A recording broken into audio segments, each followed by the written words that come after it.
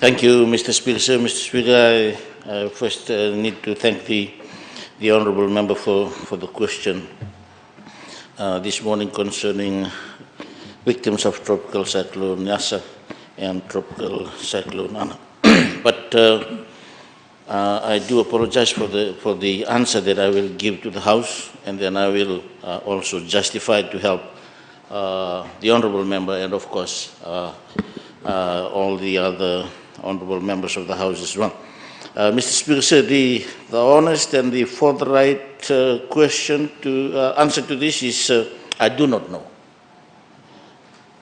I do not know, Mr. Speaker, sir.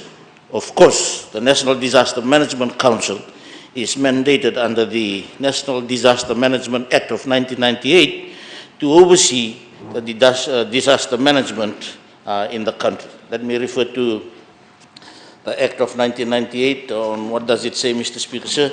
The Council, through the National Disaster Controller and the National Disaster Management Office, will be responsible for disaster rehabilitation programs.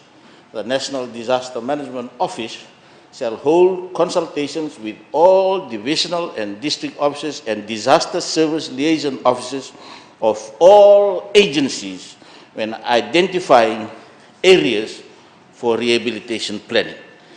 We work according to the Disaster Act of 1998, Mr. Speaker, sir, and of course the Disaster Management Plan of 1995. And let me read on what the Plan of 1995 says. Rehabilitation responsibilities. The National Disaster Management Office will coordinate the preparation of a comprehensive disaster rehabilitation plan. The office will cooperate closely with the planning department in order to link the rehabilitation plan to ongoing development planning. DSLOs, those are the disaster services liaison officers, of all relevant agencies will contribute to the rehabilitation plan by holding consultations within the agencies on required rehabilitation needs. This is why I said I don't know as yet, Mr. Speaker, sir. NDMO will submit the plan to the National Disaster Management Council within 3 months after the end of the emergency period. Mr. Speaker, sir, we've just concluded the emergency period in Vanua Levu on the 6th of March 2021. But the plan further explains the requirement in the Act by saying that NDMO will submit the plan, meaning the rehabilitation plan, to the National Disaster Management Council within 3 months after the end of the emergency period. The National Disaster Emergency Council will evaluate the proposal and prepare a recommendation to Cabinet, including proposed funding. And that is why, Mr. Speaker, sir, we are yet to go through that process. But at the same time, Mr. Speaker, sir, let me assure this August House that there is always a thin line between recovery and rehabilitation. And most of the work, I would say, Mr. Speaker, sir, have been started and are still in progress. When we will come later to the recovery framework, Mr. Speaker, sir, we are yet, Honourable Member, to do a report. And then that will lead to the recovery framework or the rehabilitation plan. But usually, Mr. Speaker, sir, for the benefit of the House this morning, rehabilitation will always focus on 4 major areas. One is homes rebuilding. And we have started with that, Mr. Speaker, sir, although there has not been any grants, but we have deployed portable source all over Fiji. In Vanua Levu, currently, Mr. Speaker, sir, we have 2 of the portable source because the other 11 portable sources are still in Laos and in Kandam. But thankful to the Australian government, again, through the consultation in the aid coordination, we have now received 4 additional portable sources that was just handed over to the ministry last Friday, and it will be deployed soon once training is conducted. So the purpose is, and I will not go into the details. Say, for example, right now in Dongya village, where Honorable Singarara comes from, they have already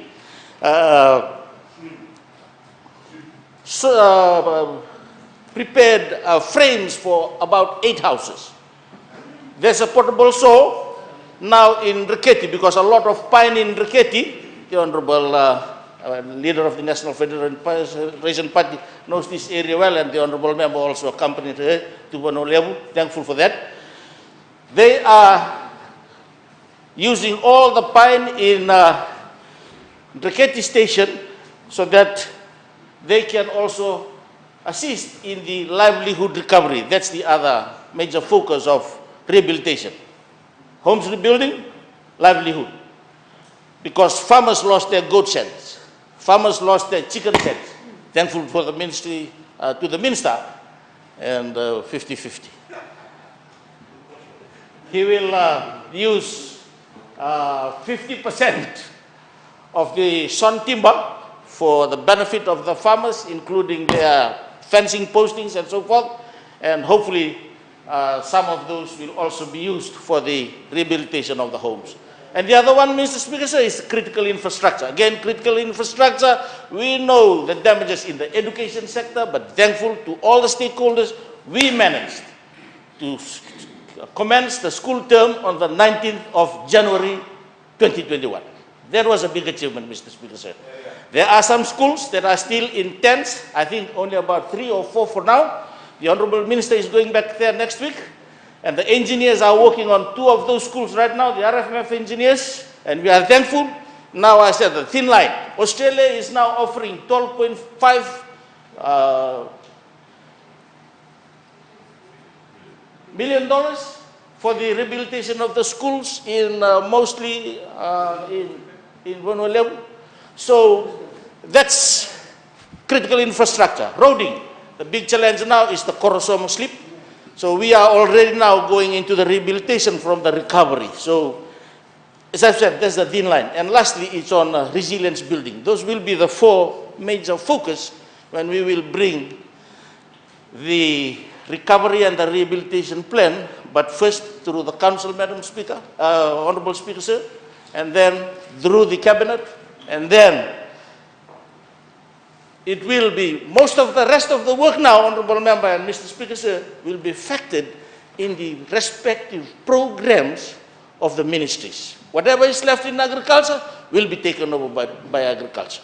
Whatever is left in critical infrastructure will be taken over by education, will be taken over by health, will be taken over by waterways and FRA, and the rest goes on, Mr. Speaker. So it's unfortunate that I cannot give a definite answer for now, but that's the process that we will go through. Hopefully, I've got the first draft of the final report, and hopefully we will be able to convene the Disaster Council mid-April, Mr. Speaker, sir, so that we can proceed with the rest to cabinet, and then through the budget cycle, and the rest of the program continues from there.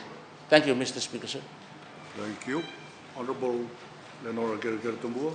Thank you, Mr. Speaker, and I thank the Honourable Minister for a very succinct and very honest answer. The reason I wanted to ask this follow-up question is because I'm using Tropical Cyclone Winston as an example, as a benchmark, because following Tropical Cyclone Winston, government gave out big grants to victims. And I just wanted to know on behalf of, say, the Tikina Nabakasinga in Lekutu, who call me up every week asking when they might see some help. So just through you, Honourable Speaker, I'm just asking if the Honourable Minister would please push the Council to please at least think about food, especially for the people in the affected areas in Vanoleu. Thank you. Thank you. Honourable Minister, you have the floor. Thank you, Mr. Speaker, sir. All disasters are different, and again, the Council and Cabinet will decide. Let me just, maybe if I can just refer on, say, homes, what was in the recovery and the rehabilitation framework way back in 2016. The building of homes, permanent repair and rebuilding of houses in areas identified as affected by TC Winston. This will ensure houses are more resilient and livable. Recovery programs in this area encompass both rebuilding including proper sanitation and the provision of necessary skills to make houses more resilient. Government will support this priority through the Help for Homes initiative, which is designed to assist families to rebuild homes that were damaged or destroyed. A total of 30,369 homes were reported damaged or destroyed, and affected families with annual household income of less than 50,000 are eligible for grants of 1,500 for partially damaged homes, 3,000 for seriously damaged homes, and $7,000 for destroyed homes, sufficient to build a one-room, 15 square meter dwelling to withstand category 3 winds. The Ministry of Women, Children and Poverty Alleviation will dispense the grants. So whatever came out during Winston again was subject to the recommendation of the council through the cabinet, reflected in the framework, and then was the implementation. So it's a one-off. It doesn't mean that that was done in Winston. It will be continued too, because it depends on the recommendations of the council and of course the environment that we are in, Mr. Speaker, sir. And if other members want to know more about the situation in Honolulu, they can ask Honorable Maten Tumbua and Honorable Saukuru. They were both in Bua, and of course Honorable Ranrono too, Mr. Speaker, sir. Honorable Salwati. They have more information too about the situation in Honolulu. Thank you, sir.